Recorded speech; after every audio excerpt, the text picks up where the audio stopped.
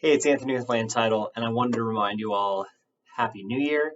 And if you need anything from me when you're taking listing appointments coming up in this spring season, I'm always here for you with that. And I can always get you the local data and the local insights you need. As for what's going on in Boulder County, this is our first to know data for the month of December. And we got our final year wrap up. So this is some exciting stuff. You can see here the average sales price is up 1.4% or down 1.4%, I'm sorry. And that is just basically total composition of sales in December versus total composition in sales last December. And I think that's a little misleading because it looks like the market is falling a little bit. And in all reality, I don't believe that we've lost price. And I'll show you why here. You can see the median price is 800,000. It's up 2% from this time last year, which is always a good sign to see the median increasing at a healthy pace, which is really what we were hoping for this year. But then you go over to the attached product, and here you see we're up almost 14% from this time last year for our average sales price. The median's up 6%. It's a steady rise over the year of 2021, which gives me a lot of faith that the market has slowed down, but it has not seen falling prices. So the other thing that really gives us some indication of that, as you can see here, price per square foot is up about $7 a square foot to $380 on average, which is almost a 2% increase from last year at this time. We've been bouncing around and kind of showing some changes there, but we really, we're not below where we were last year like the average sales price would show. That tells me that the composition of sales has changed quite a bit because of that cost of money and just because of that buyer behavior.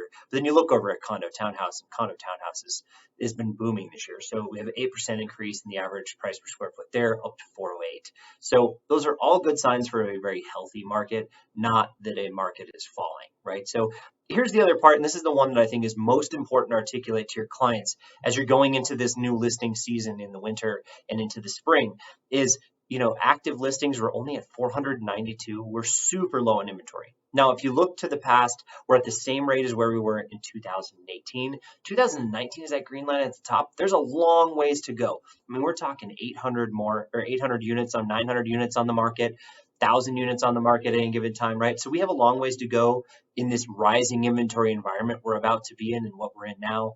Obviously, we've been in a true fall market where inventory slips because we're just not listing a lot of homes, and expect that they come off to the races here in the January, February, March month timeframe, because not only is that what everyone's talking about, everyone's telling us, but you can see in the past that December is always slow. Look at new listings here. We had 132. We're not even to where we were in 2018 at 100.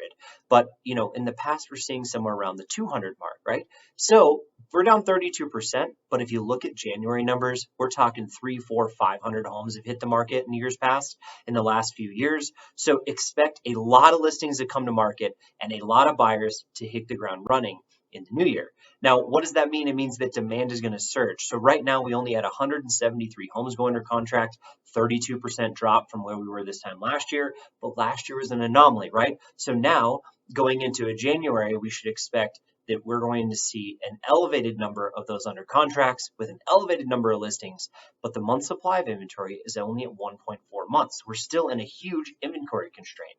Yes, it's doubled since this time last year, but that was the worst inventory situation that we've ever been in this market. So now you can really see here going into January, we're going to see a surge of inventory come on the market, but hopefully we have buyers to come with that. The only big question mark there is where rates going to be and how confident our buyers going to be out in this marketplace. Here's another thing that has been kind of shocking this year. The pace of the market has really slowed back down to a much more normal level. Now, we show an 87% increase in our days in MLS from 24 days to 45 days. But in a December timeframe, like this is a pretty normal time. 45 days in the MLS is not very long. And then once we get into January, that's going to be the peak because that would have been stuff that went under contract in the month of December. So then we're going to trend down all the way into that May, June timeframe where we see the fastest part of the market. Well, last year, the fastest part of the market was like 8 or 9 days. And this year, it was kind of even faster than that.